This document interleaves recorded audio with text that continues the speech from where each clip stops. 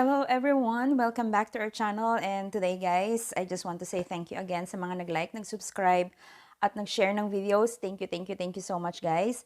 And today guys, balik tayo sa low carb and we will make one low carb cake and we call it berry upside down cake. So excited na akong i-share sa inyo to guys. So let's go! So here's our ingredients guys. Ayan siya. Start natin dito sa dry ingredients natin. Hinalo ko na dito guys yung almond meal, 133 grams. Andito na din yung baking powder which is 1 teaspoon. And then nilagay ko na rin yung sea salt flakes na 1/2 teaspoon. Ayan, hinalo-halo ko na siya dyan. We will just mix it later. And then we will be needing also our 115 grams butter. Nilagay ko na siya kaninang umaga pa, medyo maaga pa para medyo mag-room temp yung kanyang lamig. And then we will be needing also heavy whipping cream, 1/2 cup or 100 grams. And I put 1 teaspoon of vanilla extract. So we will be needing also our 3 eggs. Ayan, 3 large eggs. And also, these are my blueberries. Ayan siya. Medyo maliliit guys, 3/4 cup ito. Maliliit yung nabili ko siya dun sa store, kaya parang napakarami niya. Ayan, we will be needing 3/4 cup. Pag medyo madami, pwede nyo naman bawasan ng 1/2 cup. And this is our gooseberry. Bale, gumamit ako dito ng 6 pieces. Then I cut it into halves. Ayan. And then we will be needing also our golden lakanto. Ayan, 3 tablespoons or 2.5 tablespoons. Ayan. Preheat na rin tayo ng oven guys ng 180 degrees Celsius. And naglagay na ako dito sa pan nitong overhang na paper, baking paper para kapag ilalagay na natin yung ating mixture dito, madali na lang siyang aalisin kapag natapos. Kaya naglalagay ako ng 2 ganyan. Iaangat mo na lang siya. Ayan. Ayan. So, first guys, ilalagay muna natin itong ating blueberries. Lagay natin siya dito sa ating lakanto, golden lakanto, para ma-incorporate yung kanyang sugar. Parang ito yung magbibigay ng tamis sa ating ano. And also, lagay na rin natin itong ating gooseberries. Yan. You can make it 5 pieces lang guys pero ako ginawa kong 6 pieces kasi medyo ano siya, medyo maliit yung nabili ko. Ayan.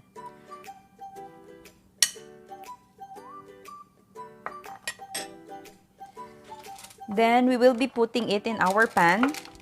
Sa ating ni-ready na pan.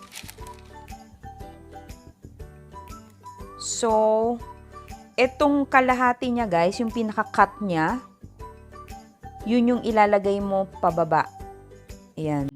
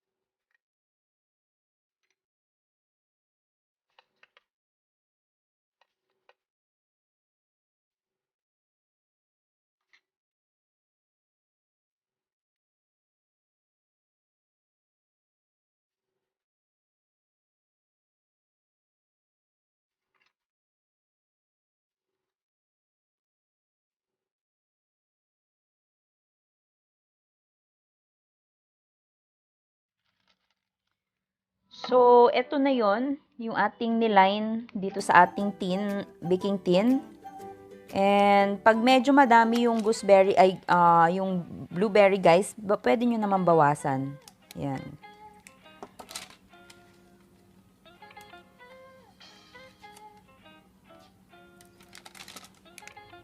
So, nilagay ko na dito guys yung butter natin and ang ating classic lakanto. Sorry, I forgot to mention. We will be needing classic lakanto for 1/4 cup. Yan. Lagay na natin siya dito and we will cream this butter and sugar.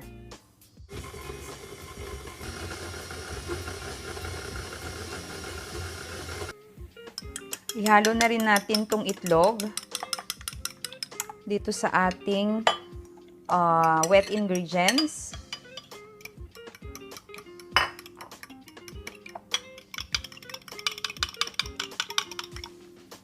Ayan.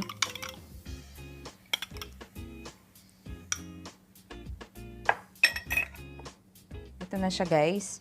And we will be starting to put our dry ingredients, which is na-mix na rin natin siya, and our wet ingredients. So first, start with the dry, and then little of this wet, and then always end with the dry guys. Yun daw yung rule sa mga baking. Mag-start kayo sa dry ingredients, then after, ito pa rin yung mag-e-end. Okay?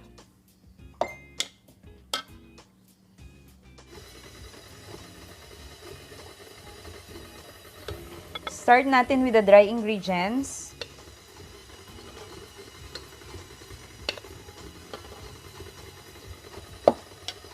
And then little ng ating wet ingredients.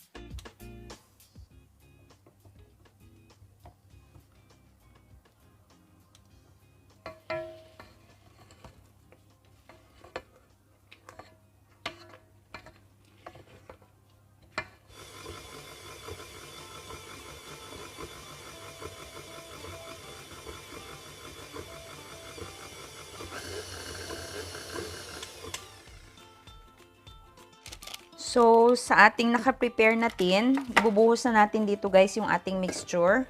Ayan. And, ready na siyang ilagay sa ating oven.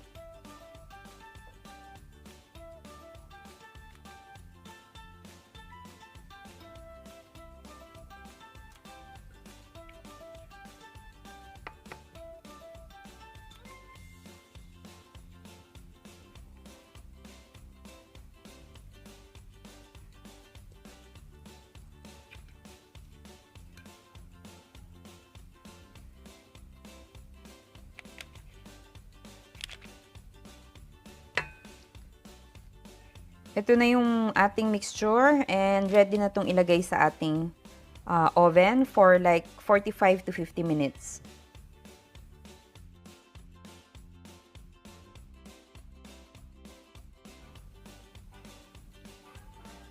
Kakalabas lang nito guys from the oven. I extended guys kasi I extended for another 5 minutes. I'm just afraid na baka hindi pa luto yung loob, but I think it's okay now.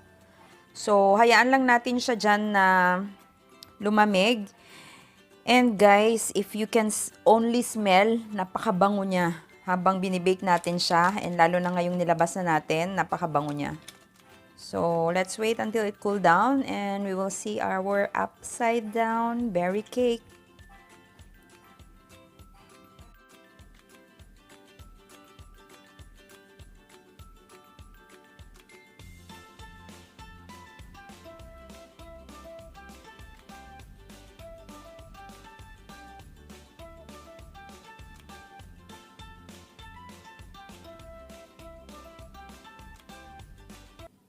So, ito na siya guys. See the juice nung blueberry. Ayan. And yung ating gooseberry. Ayan siya. And see, very moist. Ayan oh. Grabe.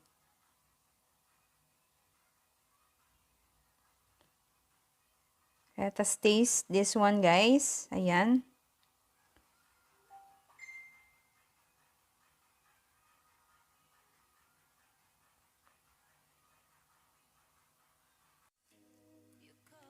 So guys, ito na yung ating upside down berry cake. Low carb. Ayan, low carb siya. So, very, very safe siya. Napaka-moist niya and buttery. Let us taste now. Ang sarap.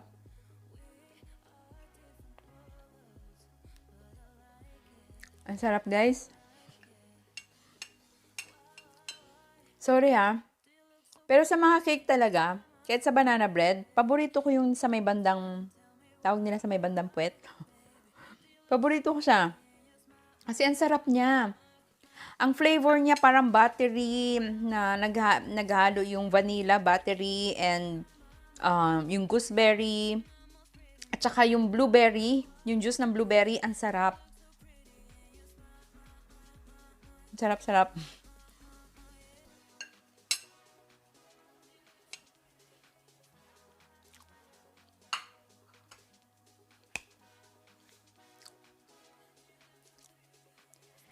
So, ayun guys, nakatapos na naman tayo ng isa pang low-carb pastry. And tinatawag natin nga itong berry upside down cake, low-carb. And I hope you will try this recipe guys because for sure you will like this one. Same nung mga ginawa pa natin na mga pastry na low-carb and very, very safe.